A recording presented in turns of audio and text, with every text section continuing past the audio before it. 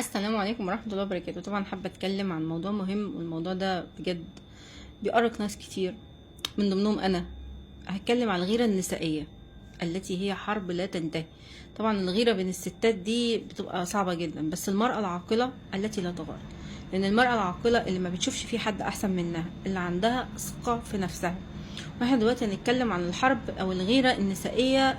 للأسف في الجستات حضرتك، يعني احنا اللي انا اعرفه ان الغيرة النافعة ان هي نغير مع بعض في الوظيفة، نغير في الدراسة، نغير في الحياة. وتبقى غيرة نافعة ان احنا نطور من نفسنا ونطور من حالنا ونبقى احسن مما كنا عليه. يعني انا لما اغير من نفسي ان انا عايزة نفسي تتحسن او تتقدم للامام، واغير في حاجة نافعة ليا ولنفسي وللي حواليا. يعني مش هغير من واحدة مثلا لمجرد ان هي متكلمة، مش هغير من واحدة لمجرد ان هي في فارق في العمر، مش هغير من واحدة لمجرد ان هي مثلا الانظار عليها، مش هغير من واحدة ان هي يكون في العمر مجرد رقم. يا جماعة يعني العمر مجرد رقم، كل واحد هيوصل للعمر الكبير، كل واحد هيكبر في يوم من الايام، كل واحد هي عاش الحياة. فما ينفعش ان احنا نغير من بعض في جست. دي هيافة، تفاهة. الغيرة دي اللي احنا بنتكلم عليها في الجست دي معناها انعدام الثقة حضرتك. يعني انت لما تغيري من واحدة تطلع معاكي في جست لمجرد ان الواحدة دي متكلمة متحدثة يمكن شكلها حلو، ده انعدام ثقة في نفسك. لان طول ما الانسان منعدم الثقة في نفسه هيغير من اي حد، هيغير حتى من هدومه. الغيرة كمان يا جماعة في حاجات زي كده بتبان. البني ادم اللي بيبقى عنده غيرة دوت من الحاجات الهايفة دي، بيبقى عنده غل كده في نفسه، كده تحس ان هو ايه، مغلول. طيب محدش ذنبه ان انت حضرتك مش واثقه في نفسك، محدش ليه ذنب ان انت واحده مش واثقه في نفسك. انا قلت لكم ايه، المراه العاقله هي التي لا تغار. ليه؟ لان المراه العاقله بتبقى واثقه في جمالها، واثقه في شكلها، واثقه في ثقافتها، واثقه في مستوى تعليمها، واثقه في البيئه اللي هي خرجت منها، واثقه في مستواها الاجتماعي ومستواها المادي، واثقه في كل حاجه. حتى لو ما عندهاش الحاجات دي كلها بس هي واثقه في نفسها. يعني في ناس اصلا بيبقوا مثلا طالعين من مستوى بسيط شويه بس عندهم ثقه في نفسهم، بتلاقيهمش لا يغيروا ولا يحقدوا من الناس. الانثى اللي بتغير من الاخرين غيره غير مبرره قدامهم حتى، او هم يعني هم بيبقوا شايفين ان الغيره بتاعتها دي غير مبرره، هي دايما حاسه بالنقص معاهم، ودايما حاسه بالنقص في وجودهم. بس دي هم ملهمش ذنب، هم ملهمش ذنب ان انت تطلعي نقصك عليهم. طوري من نفسك، طوري من حالك، بلاش تغيري لدرجه ان يطفح عليكي كيل الغيره من اللي حواليكي، ويخليكي اللي حواليكي يشوفوا ان انت ايه ده، هي غيرانه مننا ليه؟ ثم هتغيري مننا على ايه في جست؟ ما هو اللي انت تطمحي ليه غيرك مش شايفه اصلا. يعني الموقف ده فكرني في يوم من الايام بواحده. انا كنت ايام ما كنت ارمله، ففي واحده جارتي جوزها، هو طبعا ان خلقه الله لا شريفه، بس كل واحد بياخد الحاجه المواصفات اللي تمشي معاه. انا بالنسبه لي ببص لحاجات كتير، ببص للثقافه، الفكر، وفي نفس الوقت الشكل بالنسبه لي مهم جدا.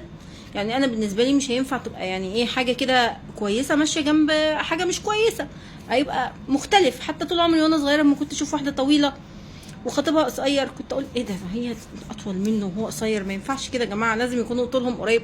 فكل واحد مننا بيطمح في الارتباط لحاجات تخصه هو، يعني اعتبارات شخصيه تخصه هو. فكنت نازله من بيتي، عربيتي لقيتها عطلانه، وكنت اليوم ده باب شقتي اتقفل عليا وانا بره الباب، فكنت عايزه اروح لبابايا ومامتي ويبقى ايه اجيب مفتاح شقتي، فكان مفتاح جيبي اصلا، يعني مفتاح عربيتي كان في جيبي، فجيت كمان عربيتي افتحها ادورها مش راضيه تدور. طبعا انا نزلت الشارع اصلا ببيجامتي كده زي ما انا، ومفتاح عربيتي كان في جيبي على طول. فالمهم طبعا ايه، بفتح عربيتي بدور البطاريه مش راضيه تدور. فطبعا كنت عايزه ايه، لا معايا فلوس ولا معايا مفتاح شقتي ومعيش غير مفتاح عربيتي. طب ابيع عربيتي دلوقتي مثلا؟ لا، محتاجه حد يوصلني. فطبعا لقيت واحد جاري واقف، قلت له السلام عليكم. عليكم السلام. قلت له ممكن بس توصلني عند بيت اهلي عشان عندهم المفتاح السبير بتاع الشقه بتاعتي، وانا معيش فلوس اروح لبيت اهلي يعني. فقال لي على الرحب والسعه. الراجل وصلني وقال لي سلام عليكم وعليكم السلام، ولا حتى اتكلمنا مع بعض كده.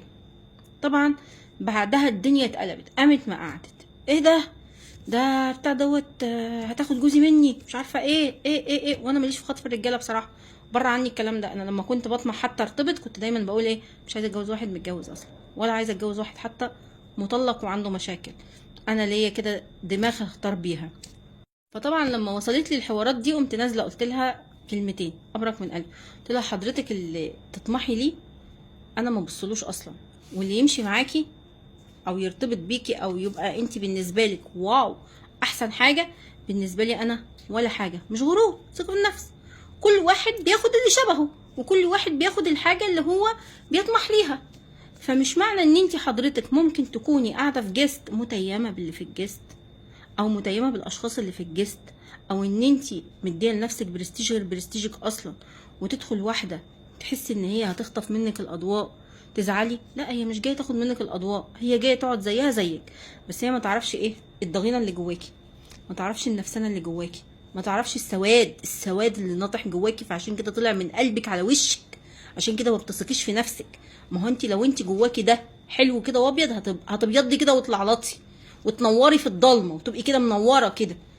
لكن السواد ده اللي بيبقى جواكوا ده بينطح على وشكوا، وبتبقوا كده ايه محتاجين تتليفي كده، ومحتاجين تتليفوا بره وجوه بصراحه، يعني من كتر السواد اللي ناطح عليكم محتاجين كده ليفه، صابونه وليفه بره وجوه، علشان ايه تنضفوا كده من جواكم. لان تصرفاتكم بتبقى ناطحه عليكم، باينه جدا، بتبان جدا لما انت يطلع حد على الجست وانت غيرانه منه وعارفه يا طبلة رني، يا طبلة يا طبلة رني، انا اللي يا جاره يا ولا هتنطق مني، هو كده.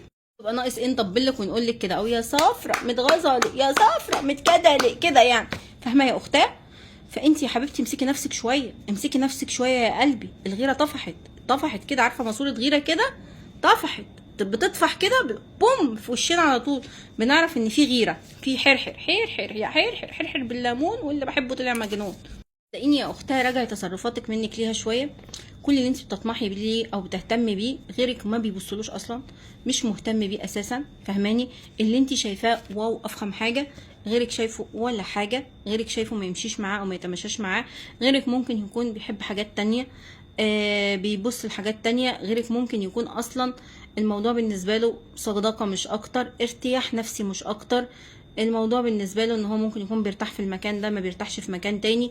ففكره الغيره دي بجد على الجستاتش اللي هو من قلوبكم يا جدعان. ثقوا في نفسكم. الستات اللي ما بتثقش في نفسك مالك يا حبيبتي؟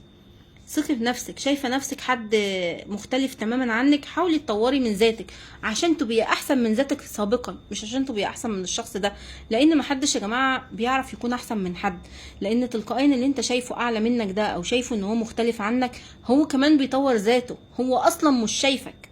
فاحب اقول لكل واحده بتغير، كل واحده بيحصل لها ارتباك اول ما واحده احسن منها او تحس ان هي غيرها دخلت، حضرتك الشخصيه دي بتبقى مش شايفاكي، فاهماني؟ الشخصيه دي اصلا انت مش في دماغها، عشان كده انت بتغيري وبتغلي من الناس. فاللي بيغلوا من الناس وبيغيروا من الستات اللي زيهم حضرتك عيب. يعني انا بجد في البرنامج ده شفت حاجه تانية كمان، شفت الرجاله ممكن تكون بتغير من بعضها. انا اول مره في حياتي اشوف رجاله بتغير من بعضها، ودايما اقولها في الجستات. انا كنت زمان اسمع بس غيرة الستات من الستات، ودي بشوفها دايما عادي جدا وحقهم، اي واحده تغير ولكن ما تاذيش، تغيري وبتاع دوت طوري من نفسك، لكن تغيري ويبان عليكي يطفح عليكي لدرجه ان الغل والكره يبقى باين كده حتى من طريقه كلامك، يعني حتى مش من صورتك بس، ده من طريقه كلامك. اوبجيكشن وانتهى الاوبجيكشن يعني. لكن شفت هنا حتى الرجاله بتغير. فلا، انا احب انصح كل اللي موجودين هنا سواء رجاله او ستات، راجعوا نفسكم. البني ادم لما يحس ان في حد افضل منه يطور ذاته، تطويرك لذاتك هيخليك افضل من الجميع، ماشي؟ وبلاش تغلوا وتحقدوا على الناس علشان بيبان عليكم قوي، بيبان عليكم. انا ما بتلذذش ان انا ادوس على حد بيغير، لان بالنسبه لي بحس ان هو ايه، مريض. لان زي ما قلت لكم كده، المرأة العاقلة لا تغار، تثق في نفسها، عارفة قيمتها كويس قوي، عارفة هي ايه وغيرها ايه. كان معكم يا سمير، وسلامتي، وتشرب الكاكاو، واللي متغاظ مننا يعمل زينا، وهري يا مهري وانا على مهلي.